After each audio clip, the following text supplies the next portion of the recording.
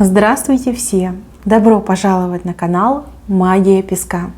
Дорогие мои зрители, гости, подписчики, всех вас сердечно благодарю за ваши лайки, хорошие и добрые комментарии, за вашу поддержку, за ваши просмотры. Земной вам поклон! Давайте сегодня сделаем отсыпочку на вас. А тема звучит так. Знакома ли ты со своим будущим мужем? Если тема интересна, пожалуйста, присоединяйтесь, загадайте на себя и давайте вместе посмотрим. Я прошу высшие силы дать мне возможность ответить на все ваши вопросы и послать для вас только самую важную, нужную и полезную информацию.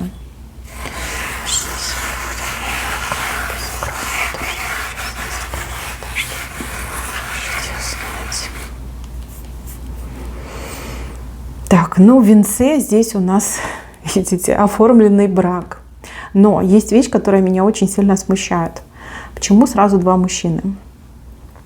Почему? Смотрите, возможно, у вас два мужа будет. Два мужа, да? Сначала один, потом второй. А возможно, сразу два мужчины будут вам предлагать замуж, да, либо как два кандидата, вы двоих будете рассматривать на роль мужа. Ой, и в любом случае вы замуж точно выйдете, здесь даже и переживать не стоит. Так, давайте начнем с вашей стороны. Смотрите, сейчас вы кем-то интересуетесь, либо какой-то есть у вас в голове уже шаблон, да, вот какого я мужчину хочу рядом с собой видеть. Вы либо по этому шаблону ищете мужчину, либо уже в вашей голове, да, какой-то мужчинка, которого вы подозреваете в том, что он может быть вашим будущим мужем. И вы о нем думаете, вы планы какие-то строите, но при этом все равно есть какие-то сомнения. Сомнения, он это, не он это, либо как правильный я образ придумала, найду ли я такого мужчину, да, и так может отыграться. Девушка, вы опытная, девушка, вы умная. Девушка, вы стоящая, да, вы как будто бы сами себя сделали. Ни от кого никогда ничего не ждете, идете напролом, для вас нет ничего невозможного, особенно если задеть вас, как говорится, за живое, если кого-то из ваших близких тронуть, ой, здесь мало не покажется. Вы отчаянная становитесь, отчаянная. Для себя, может быть, вы так и не будете отчаяние проявлять, а вот за своих близких, за своих родных, любого порвете. Неважно, кто перед вами будет, да, любого просто порвете. Еще я вижу какой-то дурной опыт в вашем прошлом. Опыт, когда вам сделали больно. Сердечную боль я вижу. У кого-то предательство было, у кого-то рухнули все ваши надежды. Да, человек вот прям показал весь свой негатив. Человек долго притворялся хорошим, перспективным, а потом оказалось, что так. Не очень. А то и вообще ужас у кого-то был. Кто-то уже был в браке, не очень хорошая история, много плохих воспоминаний осталось, и, кстати, комплексы какие-то еще остались. Вот кто был в браке, вам бы к психологу походить, потому что у вас после этого брака какие-то комплексы, то есть этот ваш бывший просто вас закомплексовал, да, вот что-то он вам говорил, либо что-то делал, в чем-то вас обвинял, вот что-то есть такое тяжелое, как заноза в вашем сердце. Для тех, кто в браке еще не был, но здесь какие-то обидные отношения были, однозначно, вот обида тоже есть. Значит, девочки, прошлое свое забываем, закрываем и ориентируемся на будущее. Смотрите, вам быть счастливой невестой, да? Что вы тут переживаете, что вы тут грустите? Мужчина, который нравится сейчас, либо мужчина, с кем у вас сейчас есть отношения, в принципе, неплохой. Давайте честно, не орел. Он нормальный мужчина, он обычный среднестатистический мужчина, но не орел. А вам именно орла надо. Понимаете, вот смотрите, видите, здесь орел, да? А сверху него образ мужчины. Вот вы его видите, вы его наделяете крыльями, и вы думаете, вот это мужчина орел. На самом деле он самый обычный, ничего особенного. Это не значит, что он плохой, это просто несоответствие вашей мечте, либо вашему взгляду на него. То есть вы от этого мужчины ждете каких-то ярких действий, красивых жестов, не знаю, любви, ухаживания, заботы, а он их просто дать не может. Не может. Да? Для кого-то не доходит, а кто-то, в принципе, для этого не создан. Видите, мужчина просто в левую сторону смотрит. В левую. У вас с ним вообще какие-то разные взгляды, вкусы. Да, какие-то точки соприкосновения есть. Там, может быть, страсть у вас хорошая, может быть, вам интересно вместе, там, фильмы вы одинаковые любите, там, какую-то еду одинаковую любите. Ну и все, мои хорошие. Вы друг другу больше, скажем так, ничем не подходите. Он не герой вашего романа. Это не значит, что вы не можете выйти за него замуж. Это значит, что он вам не даст того, чего вы достойны, либо того, чего вы хотите. Ну, например, вы хотите, чтобы мужчина вас и любил, и ценил, и понимал, и чтобы с ним было хорошо, комфортно, интересно, чтобы обеспечивал, например, да, чтобы уважал, да. Этот мужчина вам даст ровно половину от того, что вы хотите, либо от того, что вы достойны. То есть вы получите, но в каком-то ущербном виде, либо ограниченном виде. То есть, в принципе, я думаю, что не очень он вам подходит. Конечно, решать вам. Я вам говорю, как я вижу. Да? То есть как бы тут половинка на четвертинку идет. Готовы вы получить половинку на четвертинку? Ну окей, это ваш выбор. Не готовы? Ну тогда думайте, решайте сами. Может быть, даже по этой причине нам сразу 2 мужчин показали. То есть, возможно, вы с этим сойдетесь, поженитесь, потом поймете, что нет, не орел, да, вот то, что я вам сказала, не додает, ущемляет, да, вот я достойна большего, лучшего, и вы с ним, например, разойдетесь, и будет этот номер 2. А у кого-то отыграется наоборот, что сейчас с этим мужчиной вы пока встречаетесь, общаетесь, все ок, потом начнут скрываться какие-то факты с его жизни, либо с его, например, намерений, с его характера, и одновременно появится еще какой-то интерес, и где вы будете выбирать между ним и еще одним мужчиной. Так, второй мужчина как противовес идет вот этому. Этот мужчина совершенно не вписывается в ваш райдер. Со вторым мужчиной вы познакомитесь немножко попозже, не сейчас, попозже, где-то вот в течение, может быть, месяца, полтора. Да, у вас будет встреча, у вас будет знакомство.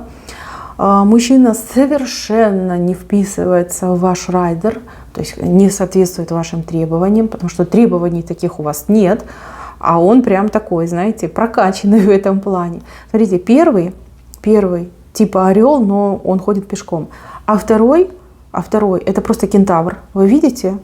Вот тело лошади тело лошади, а торс и голова мужчины. Представляете, кто к вам идет? Представляете, какая птица к вам залетит? Не человек, а сказочное существо. Ну, это, конечно, утрирую, но тем не менее.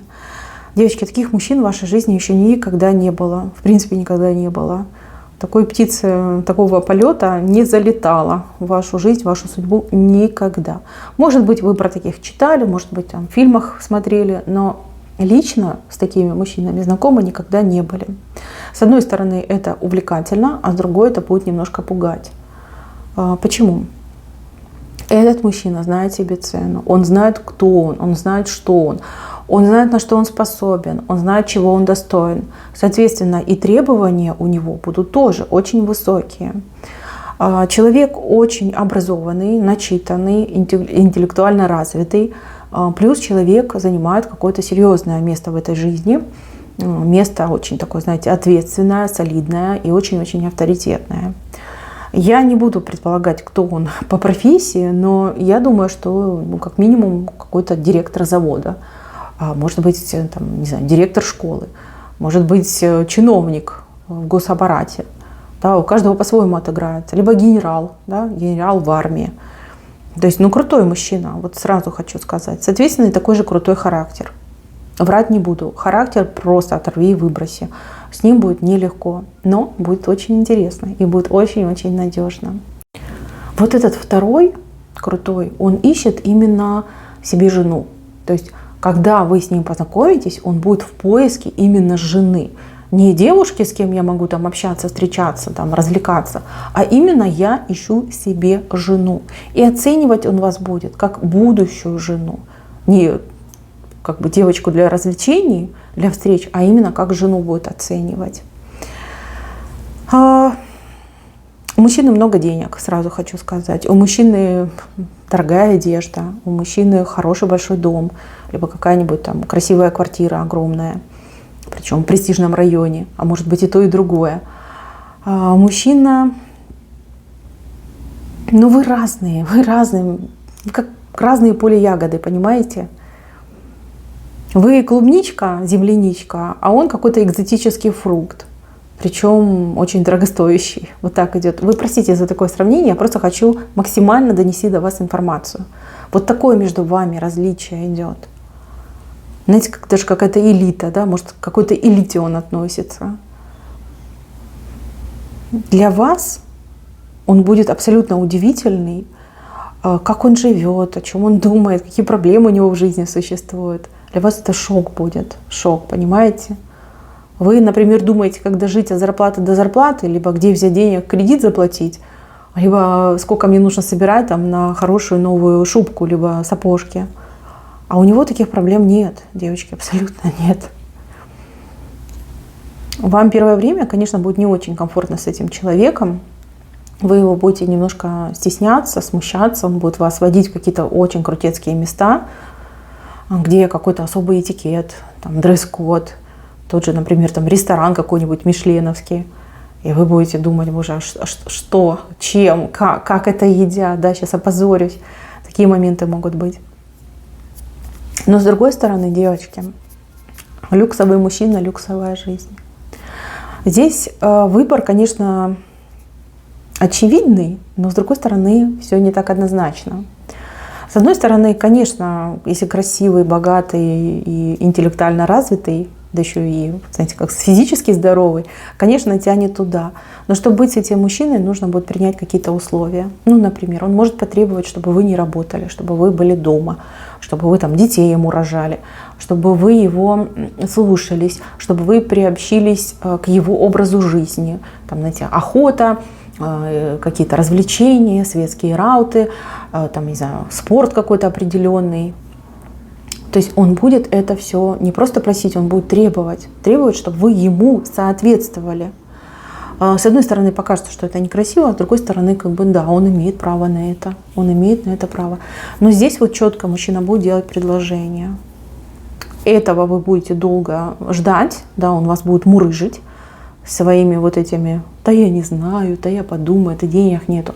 А этот прям сразу, понимаете, с порога скажет, я хочу жену, ты мне подходишь, да, туда-сюда, давай.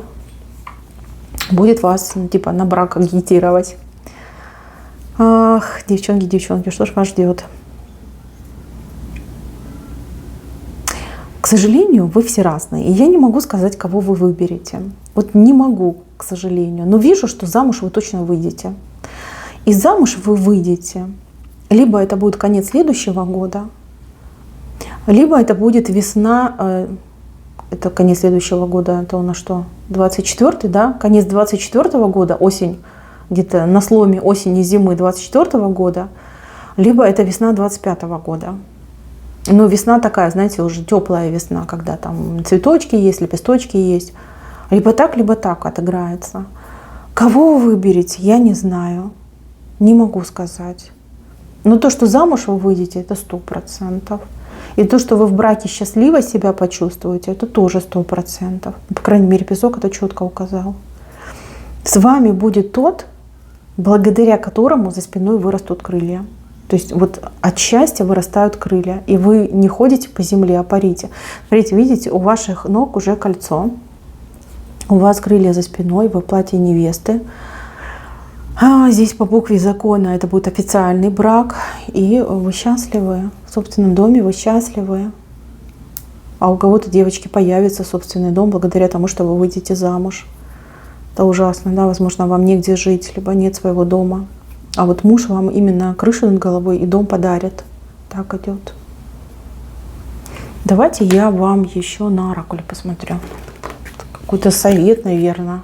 Я не могу посмотреть, кого выбирать. То есть я не имею права на то, чтобы такие вопросы смотреть. Кого выбирать, вы решите сами. Но я хотя бы посмотрю вам совет. Как выбирать? Сердцем, умом? Как правильно вам выбирать?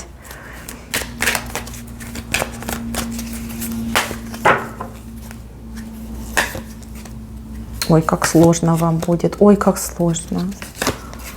Да что ж такое?